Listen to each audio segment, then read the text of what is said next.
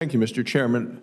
Dr. Mueller, in Wyoming, our medical school works in partnership with the University of Washington, along with Montana, Alaska, Idaho, the WWAMI program. And what we find out is that giving students rural experience and residents rural experience helps them recognize early in their career the benefits of working in rural clinics, hospitals, hopefully then moving there and practicing there full time. I think it's an encouraging, it's a great recruitment tool if they have that experience. So research shows residents are more than 5 times more likely to then go on and practice in a rural community if their residencies are in those type communities. And I see Ms. Rodfellow, you agreeing completely, and I'm going to have a question for you soon about OBGYN and some of these areas.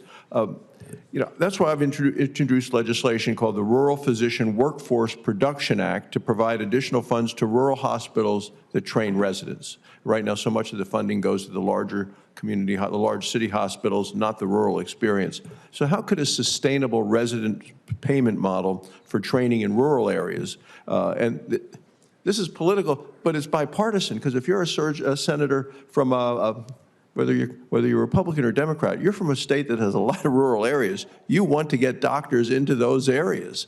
So how could a program like this model for training in rural areas actually help training programs be more viable in those locations? You hit on the answer as part of the question, Senator Barrasso, in that getting that additional funding would put a lot of the rural hospitals sort of over the threshold of being able to implement the program. The next step would be to find a way through the GME funding streams to have funds flow directly to those hospitals for those programs, rather than having to flow through a teaching hospital, which then allocates out to the rural. So the direct expenditure from GME would be very helpful. Great. And Ms. Ruffo, could I go next to you? In Wyoming, due to financial strains and workforce shortages, maternity services are closing, and you're an expert in this area. 5 of our counties have lost maternity services entirely. 7 others have minimal access to care. And it's leaving only 11 of our 23 counties with adequate access to OB services. Now, just for reference, every single county in Wyoming is larger than the entire state of Delaware or the entire state of Rhode Island. Some of our counties are larger than Connecticut, larger than the state of New Jersey. So can you imagine if the entire state of Delaware or Rhode Island or New Jersey lost all of their OB services? It'd be on the front page of every paper.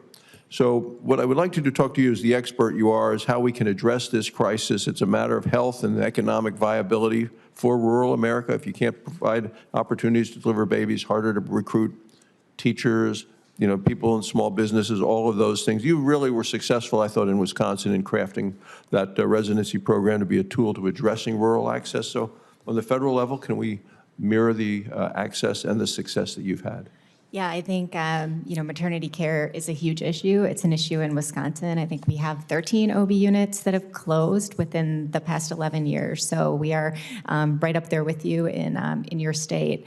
But I would say that, we need to get family medicine residents, OB experiences, and encourage and nurture their interest in performing OB. I will say in smaller hospitals and smaller settings, it is hard to be a physician of one providing service to a community. I know how difficult it can be if you want to take a vacation. Who's going to cover? Who's going to deliver your babies for you?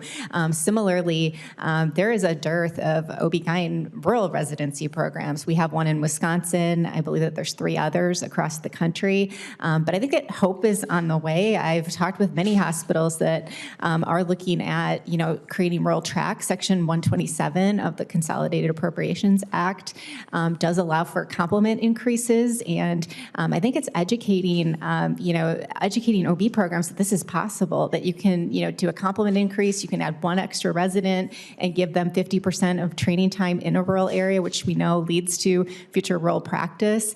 But again, it's not a one-size-fits-all approach. We've also launched 2 OB fellowships in Wisconsin, but that has been a long time in the works, and it's not going to get us exactly where we need, but we need to support support those physicians who have an interest in OB and provide strong mentorship. Because I think one barrier I've seen with new grads from any OB program is that if they're the only provider in a hospital, that's very scary if you aren't as experienced. A final question for Mr. Davis. Good to see you again. Welcome back to Washington.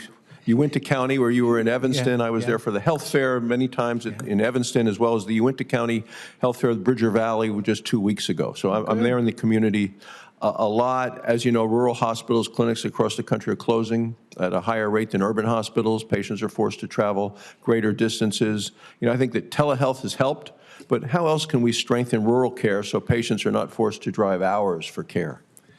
Yeah, so you hit the nail on the head. Obviously, expanding telehealth and making some of the flexibilities we had, making those permanent would be a huge help. Again, I think recruitment incentives would be very helpful. Many of these providers have significant student loan debt. I heard HPSA scores were brought up, having that maybe reevaluated, and then just adequate reimbursement. We've seen significant increases in wages and compensation to keep up, to attract, and it's a challenge. So reimbursement would be a big help. Thank you, Mr. Chairman.